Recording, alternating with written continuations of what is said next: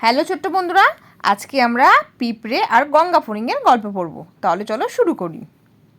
এটি ঈশপের গল্প সমগ্রের অন্তর্গত অন্য আরেকটি গল্প, যেটিতে কঠিন পরিশ্রম করার এবং ভবিষ্যতের জন্য পরিকল্পনা করার গুরুত্বের বিষয়টিকে আলোচনা করা হয়েছে।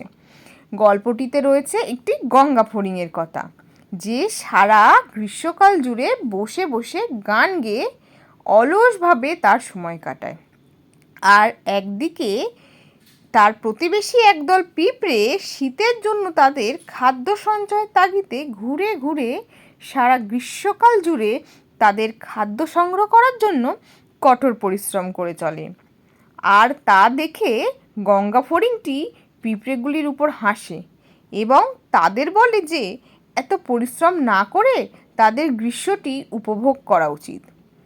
আর তা শুনে পিঁপড়েগুলি ফড়িংটিকে বলল যে সারাদিন ধরে বসে বসে গান না গেয়ে তার বরং উচিত আসন্ন শীতের জন্য খাদ্য সংগ্রহ করে রাখা। তা না হলে যখন শীতে সব কিছুই ঠান্ডায় জমে যাবে, তাকে অনাহারে কাটাতে হবে।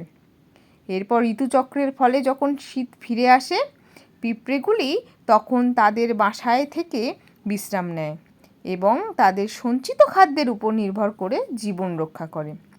এমন সময় গঙ্গা ফড়িংটি ক্ষুধার্ত হয়ে ঠান্ডায় কাঁপতে কাঁপতে পিঁপড়েগুলির দৌড়ে এসে উপস্থিত হয়।